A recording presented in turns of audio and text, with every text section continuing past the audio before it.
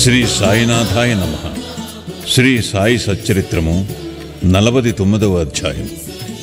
హరి కానోబా, సోమదేవ స్వామి, నానాసాహెబ్ చాందోర్కర్ కథలు. వేదములు, పురాణములు బ్రహ్మమును లేదా సద్గురువును సరిగా పొగడలేవు. అట్లయినప్పుడు మా వంటి మూర్ఖులు సద్గురువగు సాయిబాబాను ఎట్లు వర్ణించగలరు? ఈ విషయములో మాట్లాడక ఊరుకునటయే మేలని తోచుచున్నది. మౌనవ్రతమును పూనుటయే సద్గురుని స్తుతించుటకు తగిన మార్గమని తోచును. కానీ సాయిబాబా సుగుణములను చూచినచో మా వ్రతమును మరచి మమ్ములను మాట్లాడునట్లు ప్రేరేపించును. మన స్నేహితులు గాని బంధువులు కాని మనతో లేకున్నచో మంచి పిండి వంటలు కూడా రుచింపవు. కాని వారు మనతో ఉన్నచో ఆ పిండి వంటలు మరింత రుచికరములగును. సాయి లీలామృతము కూడా అట్టిదే. దీనిని మనం ఒంటరిగా తినలేము. స్నేహితులు బంధువులు కలిసినచో చాలా బాగుగా నుండును. ఈ కథలను సాయిబాబా ప్రేరేపించి వారి ఇష్టానుసారము మాచే వ్రాయించెదరు. వారికి సర్వస్వ శరణాగతియునర్చి వారి యందే ధ్యానము నిలుపుట మా కర్తవ్యము. తీర్థయాత్ర, వ్రతము, త్యాగము, దానముల కంటే తపస్సు చేయుట గొప్ప. హరిని పూజించుట తపస్సు కంటే మేలు. సద్గురుని ధ్యానించుట అన్నిటికంటే మేలు అయినది. కాబట్టి మనము సాయి నామమును నోటితో పలుకుచు వారి పలుకులను మననము చేయుచు వారి ఆకారమును మనస్సున భావించుకొనుచు వారిపై హృదయపూర్వకమగు ప్రేమతో వారి కొరకే సమస్త కార్యములను చేయుచుండవలను. సంసార బంధము నుండి తప్పించుకొనుటకు దీనికి మించిన సాధనము లేదు.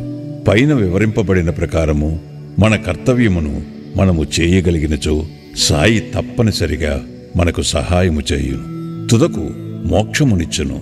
ఇక ఈ అధ్యాయములోని కథల వైపు మరలెదము. హరి కానోబా. హరి కానోబాయను బొంబాయి పెద్ద మనుషుడొకడు తన స్నేహితుల వల్ల బంధువుల వల్ల బాబా లీలలు అనేకములు వినెను. కాని నమ్మలేదు.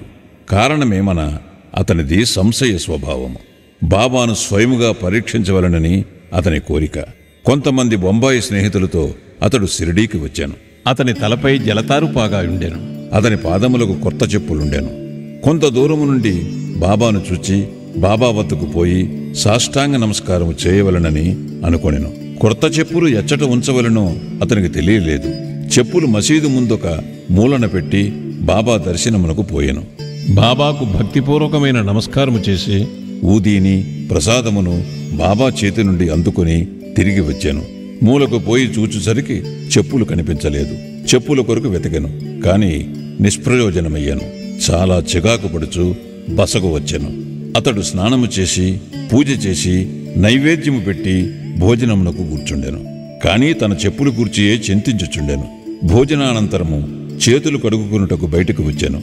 ఒక మరాఠీ కుర్రవాడు తన వైపు వచ్చుట చూచాను. ఆ కుర్రవాని చేతిలో ఒక కర్రయుండెను.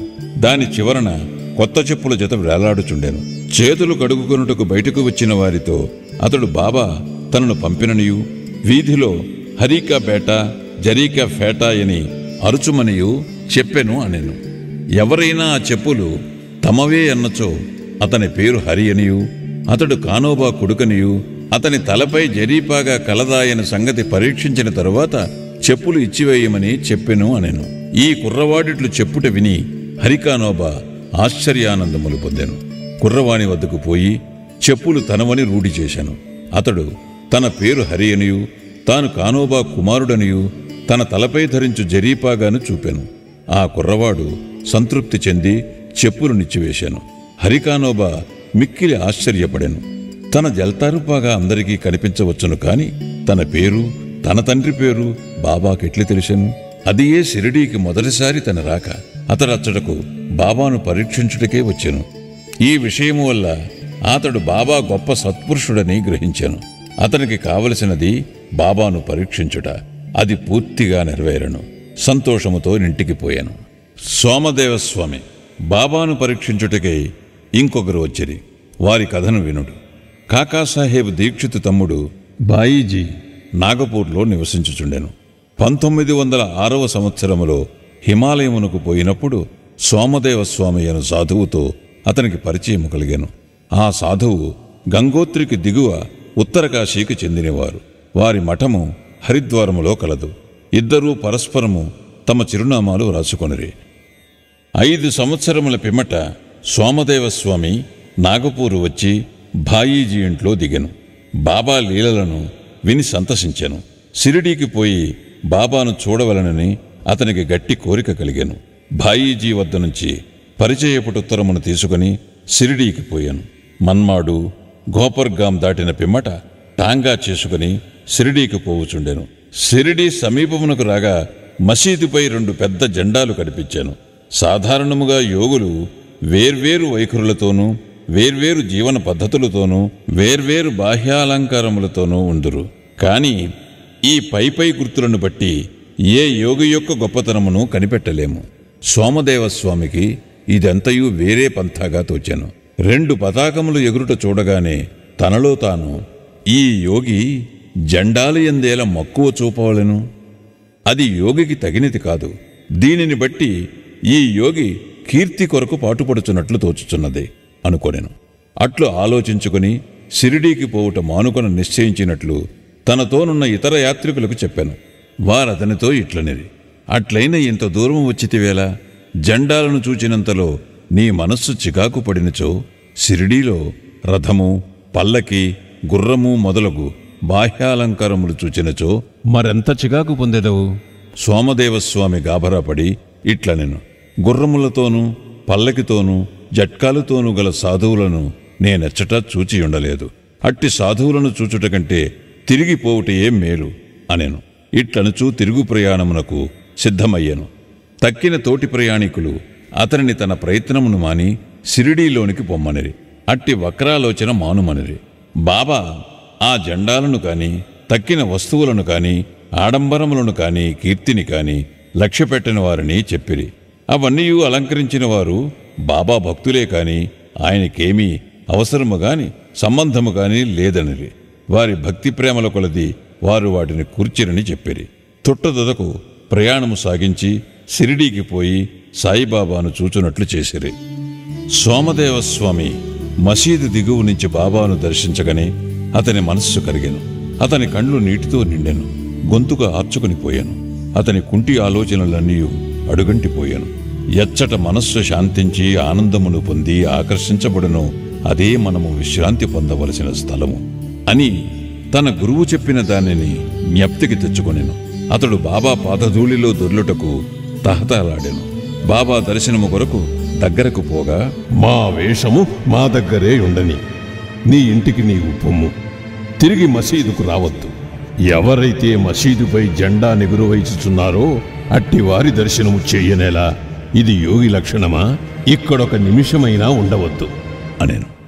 ఆ స్వామి మిగుల ఆశ్చర్యపడెను. బాబా తన మనస్సును గ్రహించి బయటికి ప్రకటించుచున్నారని తెలుసుకొనెను. అతడెంత సర్వజ్ఞుడు, తాను తెలివి తక్కువవాడనియు బాబా మహానుభావుడనియు గ్రహించాను. బాబా కొందరిని కౌగులించుకునుట, కొందరిని ఆశీర్వదించుట, కొందరిని ఓదార్చుట, కొందరు వైపు దాక్షిణ్యముతో చూచుట, కొందరు వైపు చూచి నవ్వుట, ఊదీ ప్రసాదమును కొందరికిచ్చుట, ఇట్లు అందరినీ ఆనందింపచేసి సంతృప్తిపరచుట చూచి తననొక్కరినే ఏల ఇంత కఠినముగా చూచుచుండెనో అతనికి తెలియకుండెను. తీవ్రముగా ఆలోచించి బాబా చేయునదంతయు తన అంతరంగమును ఉన్న దానితో సరిగా నుండెనని గ్రహించాను. దానివల్ల పాఠము నేర్చుకుని వృద్ధి పొందుటకు యత్నించవలనని గ్రహించాను. బాబా కోపము మారు రూపముతోనున్న ఆశీర్వాదమే అనుకునేను. కొన్నాళ్ల పిమ్మట బాబా యందు అతనికి నమ్మకము బలపడెను. అతడు బాబాకు గొప్ప భక్తుడయ్యాను. నానాసాహెబ్ చాందోర్కర్. ఈ అధ్యాయమును హేమాడ్ పంత్ నానాసాహెబ్ చాందోర్కర్ కథతో ముగించెను. ఒకనాడు నానాసాహెబ్ మసీదులో మహల్సాపతి మొదలగు వారితో కూర్చుని ఉండగా బీజాపూర్ నుండి ఒక మహమ్మదీయుడు కుటుంబముతో బాబాను చూచుటకు వచ్చెను. అతనితో ఘోషా స్త్రీలుండుటచే నానాసాహెబ్ అచ్చటి నుండి లేవనించెను. కాని బాబా అతని నివారించెను. స్త్రీలు వచ్చి బాబా దర్శనము చేసుకునేరి. అందులో ఒక స్త్రీ ముసుగు తీసి బాబా పాదములకు నమస్కరించి తిరిగి ముసుగు వేసుకునెను. నానాసాహెబ్ ఆమె ముఖ సౌందర్యమును చూచి మరల చూడగోరెను. నానా యొక్క చాంచల్యమును చూచి స్త్రీలు వెళ్ళిపోయిన పిమ్మట బాబా నానాతో ఇట్లనెను, నానా, అనవసరముగా చికాకు పడుచుంటివేళ ఇంద్రియములను వాని పనులను చేయనిమ్ము. వానిలో మనము జోక్యము కలుగు చేసుకొనకూడదు. దేవుడు ఈ సుందరమైన ప్రపంచమును సృష్టించియున్నాడు. కాన అందరినీ చూచి సంతసించుట మన విధి. క్రమముగాను మెల్లగాను మనస్సు స్థిరపడి శాంతించును. ముందు ద్వారము తెరుచుకుని ఉండగా వెనుక ద్వారము గుండా పోనేలా మన హృదయము స్వచ్ఛముగా ఉన్నంత వరకు ఏమీ దోషము లేదు. మనలో చెడ్డ ఆలోచన లేనప్పుడు ఇతరులకు భయపడనేలా నేత్రములు వాని పని అవి నెరవేర్చుకునవచ్చును. నీవు సిగ్గుపడి బెదరెదవేలా? శ్యామ అచ్చటనే ఉండెను. కాని బాబా చెప్పిన దానిని గ్రహించలేకపోయాను. ఇంటికి పోవు దారిలో శ్యామ ఆ విషయమే నాన్నడిగాను. ఆ చక్కని స్త్రీ వైపు చూచి తాను పొందిన ఆ చంచలత్వమును గూర్చి నానా చెప్పాను. బాబా దాన్ని గ్రహించి ఎట్లు సలహానిచ్చెనో వివరించాను. బాబా చెప్పిన దాని భావము నానా ఇట్లు చెప్పదొడంగాను. మనస్సు సహజముగా చంచలమైనది. దానిని ఉద్రేకించినట్లు చెయ్యరాదు. ఇంద్రియములు చలింపవచ్చును. శరీరమును స్వాధీనమునందుంచుకునవలెను. దాని యోరిమి పోవునట్లు చెయ్యరాదు. ఇంద్రియములు విషయముల వైపు పరిగెత్తును. కానీ మనము వాని వెంట పోరాదు. మనము ఆ విషయములను కోరకూడదు. క్రమముగాను నెమ్మదిగాను సాధన చేయుట వలన చంచలత్వమును జయించవచ్చును. ఇంద్రియములకు మనము లోబడకూడదు. కానీ వానిని మనము పూర్తిగా స్వాధీనమందుంచుకునలేము. సమయానుకూలముగా వానిని అణచి సరిగా నుంచుకునుచుండవలెను. నేత్రములు అందమైన వానిని చూచుట కొరకే ఇవ్వబడినవి. విషయముల సౌందర్యమును నిర్భయముగా చూడవచ్చును. భయమునకు గాని లజ్జకు గాని అవకాశము లేదు. దురాలోచనలు మనస్సునందుంచుకునరాదు. మనస్సున ఎట్టి కోరికయు లేక భగవంతుని సుందరమైన సృష్టిని చూడుము. ఈ విధముగా నింద్రియములను సులభముగాను సహజముగాను స్వాధీనము చేసుకునవచ్చును. విషయములు అనుభవించుటలో కూడా నీవు భగవంతుని జ్ఞప్తి అందుంచుకునేదవు. బాహ్యేంద్రియములను మాత్రము స్వాధీనమందుంచుకొని మనస్సును విషయముల వైపు పరుగుడినిచ్చినచో, వానిపై అభిమానం ఉండనిచ్చినచో చావు పుట్టుకుల చక్రము నశింపదు. ఇంద్రియ విషయములు హానికరమైనవి. నిత్యానిత్యములకు భేదమును గ్రహించు వివేకమును సారథిగా మనస్సును స్వాధీనమందుంచుకునవలెను. ఇంద్రియములను ఇచ్చవచ్చినట్లు సంచరింపచేయరాదు. అటువంటి సారథితో విష్ణుపదము చేరగలము. అదియే మన గమ్యస్థానము. అదియే మన నిజమైన ఆవాసము. అచ్చట నుండి తిరిగి వచ్చుట లేదు. శ్రీ సాయినాథాయ నమః. 49వ అధ్యాయము సంపూర్ణము. సద్గురు శ్రీ సాయినాథార్పణమస్తు. శుభం భవతు.